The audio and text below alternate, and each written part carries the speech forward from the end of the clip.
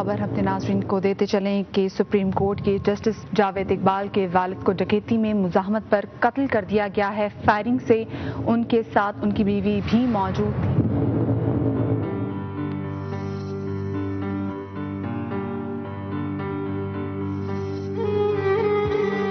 ये पैगाम नहीं देना चाहते कि जजेस के लिए कोई पैगाम है, मगर हम इसको रूल आउट भी नहीं करेंगे। इस पहलू पे भी जायजा लिया जा रहा है कि वो सीन क्रिएट किया गया है या उन्होंने वहाँ से कुछ चीज़ों को तलाश करने की गर्ज से जो है वो वहाँ पे किया है।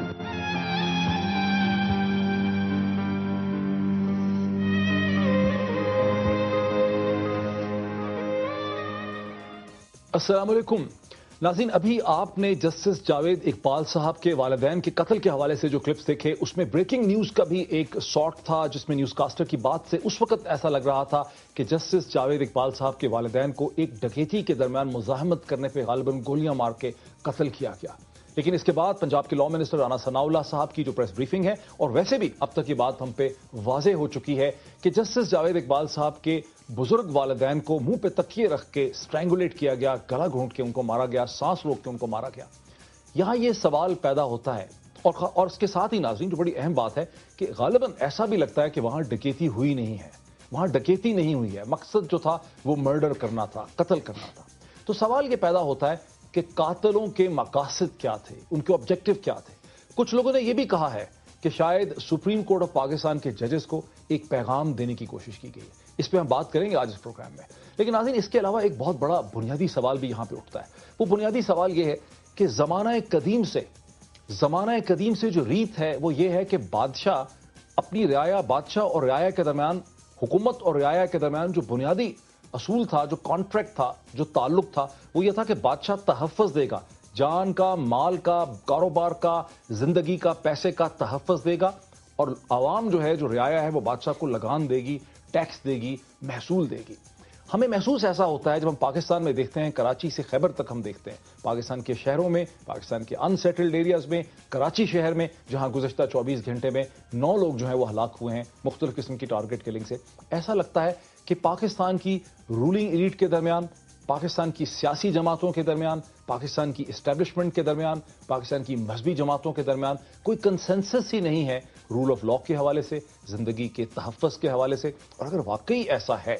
तो ये निज़ाम रियासत भला कैसे चलेगा? इन दो बुनियादी सवालों के साथ नाज़रीन, मुझे लाहौर से वाया सैटेलाइट ज्वाइन कर रहे हैं पंजाब के लॉ मिनिस्टर जनाब राना सनाउल्लाह साहब। स्टूडियो में मेरे साथ तशरीफ़ रखते हैं पाकिस्तान के मुमताज़ तजज़ियाकार अंसार अब्बासी साहब, और स्टूडियो में ही थोड़ी देर में मुझे ज्वाइन कर सकेंगे पाकिस्तान के उभरते हुए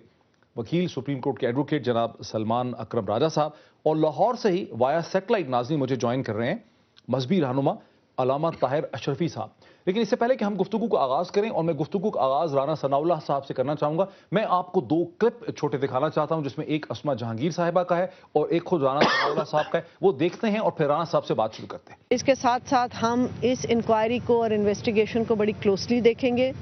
क्योंकि हमें कुछ खदशात भी हैं कि आया ऐसा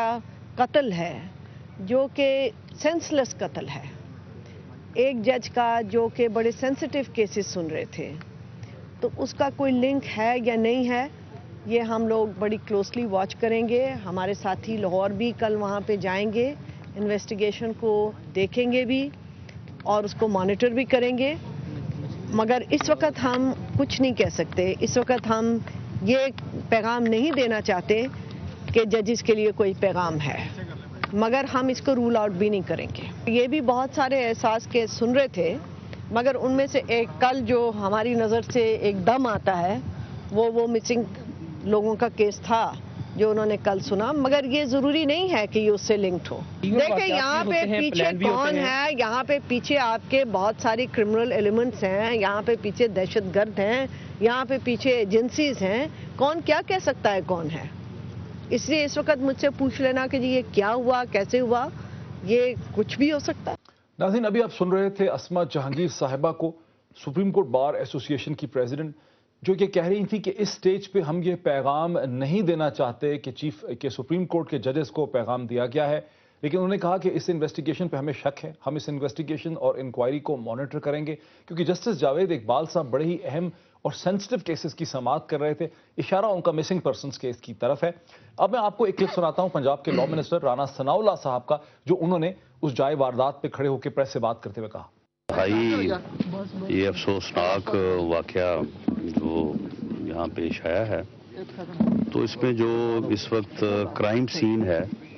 تو اس کے مطابق جو ہے یہ دونوں بزرگوں کو ان کے منہ کے اوپر جو ہے وہ کشن گدی رکھ کے تو اسے دبا کے جو ہے تو سفوکیشن کے ساتھ جو ہے ان کو ہلاک کیا گیا ہے۔ باقی ان کے جو ان کا رہائشی کمرہ ہے تو اس میں جو ہے وہ چیزوں کو جو ہے وہ وہاں پہ وہ بکھری پڑی ہیں، لیکن اس میں بھی اس پہلو پہ بھی جائزہ لیا جا رہا ہے کہ وہ سین کریٹ کیا گیا ہے یا انہوں نے وہاں سے کچھ چیزوں کو تلاش کرنے کی غرض سے جو ہے وہ وہاں پہ کیا ہے۔ ناظرین، ابھی آپ نے کلپ سنا پنجاب کے لاء منسٹر جناب رانا ثناء اللہ صاحب کا گزشتہ شب کا کرائم سین پہ، جہاں انہوں نے کہا کہ کرائم سین کو دیکھ کے پتہ چلا ہے کہ دونوں بزرگان کو منہ پہ تکیے رکھ کے مارا گیا ہے، اور ان کے کمروں کو بھی ہم نے دیکھا جہاں چیزیں بکھری پڑی ہیں، لیکن ایسا لگتا ہے کہ دانستہ طور پر یہ سین کریٹ کیا گیا ہے چیزوں کو بکھیرنے کا۔ رانا ثناء اللہ صاحب میرے ساتھ چونکہ وایا سیٹلائٹ لنک ہیں لاہور سے۔ رانا صاحب، آپ کی اس سٹیٹمنٹ کے بعد لوگوں نے یہ تاثر لیا، بہت سے ٹیلی ویژن چینلز نے اس پہ کہا کہ ایسا لگتا ہے کہ وہاں پہ ڈیکوائٹی ہوئی ہی نہیں ہے۔ رانا صاحب، اب تک کی، اور یہ قتل کا مطلب واقعہ تو ہوا لیکن وہاں پہ ڈکیت نہیں تھے، ڈاکہ نہیں پڑا، تو ابھی تک کی جو آپ کی ساری انویسٹیگیشن ہے، جو ساری صورتحال آپ کے سامنے آئی ہے، کیا سمجھ آ رہی ہے؟ اس میں دیکھیں پیر زادہ صاحب، کیونکہ یہ جسٹس جاوید اقبال صاحب کے حوالے سے کہ ان کے والدین تھے، تو یہ معاملہ انتہائی اہمیت کا حامل ہے اور بہت ہی حساس ہے، افسوسناک اور اندوناک ہونے کے ساتھ ساتھ۔ تو اس میں جتنے بھی پہلو بنتے ہیں کہ کیا یہ کوئی ان کے لیے میسج ہو سکتا ہے، کیا یہ پلان مرڈر تھا، یا یہ جو ہے ڈکیٹی ود مرڈر تھا، یا کوئی ایسے لوگ جن کو ان سے کسی چیز کی توقع تھی یا کچھ حاصل کرنا چاہتے تھے وہ ان کو حاصل نہیں ہو رہا تھا، یا کوئی ایسا گھریلو ملازم جو ان کے پاس پہلے کام کر کے جا چکا ہو یا اس وقت کام کر رہا ہو اور اسے کوئی وقتی طور پہ کوئی ایسا اسے رنج پیدا ہو گیا ہو۔ تو ان سارے پہلوؤں کے اوپر ایک انتہائی پروفیشنل ٹیم جو ہے وہ انسپیکٹر جنرل پولیس پنجاب کی زیر قیادت جو ہے وہ ان تمام پہلوؤں کا علیحدہ علیحدہ سے جو ہے وہ جائزہ لے رہی ہے۔ میں نے جو بات کی تھی، کیونکہ جو کرائم سین جب میں وہاں پہ پہنچا ہوں تو اس وقت اسی طرح سے جو دونوں بزرگ ہیں ان کی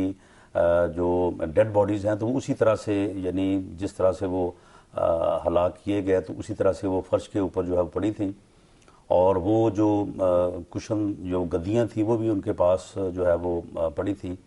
اور باقی ان کا پورا گھر جو تھا وہاں پہ تو کوئی ان کی چیز جو ہے وہ کسی نے اس کو ہلایا تک بھی نہیں تھا۔ لیکن جو ان کا رہائشی کمرہ ہے تو اس رہائشی کمرے میں کچھ چیزوں کو الٹ پلٹ کیا گیا تھا۔ مثال کے طور پہ جو ان کے وہاں پہ کوئی پرس وغیرہ تھے ان کو ادھر ادھر پھینکا ہوا تھا، لیکن وہ بند تھے، کھلے نہیں تھے۔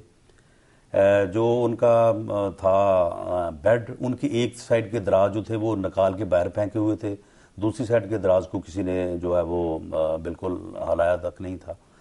تو اس طرح کی یعنی وہاں پہ جو ہے یہ صورتحال معلوم ہو رہی تھی کہ اگر وہ ڈھونڈ رہے تھے وہاں پہ کوئی چیز تو ان کو وہ ملی نہیں یا مل نہیں رہی تھی، لیکن کچھ چیزوں کو جو ہے وہ سرچ کے لیے ادھر ادھر اٹھنا اور باقیوں کو انٹیکٹ رہنے دینا، تو اس سے یہ بھی اندیشہ جو ہے وہ یعنی ڈاؤٹ ہو رہا تھا یا ہے کہ شاید وہ سین جو ہے وہ کریٹ کیا گیا، سین کریٹ کیا گیا، مقصد قتل کرنا تھا۔ رانا میرے ساتھ رہیے۔ انصار، آپ سے بات کو آگے بڑھاتا ہوں۔ اسما جہانگیر صاحبہ نے کہا کہ جسٹس جاوید اقبال صاحب مسنگ پرسنز کے کیس کو چونکہ سین رہے تھے، یہ مسنگ پرسنز کا کیس جو ہے یہ کس سٹیج پہ ہے ویسے؟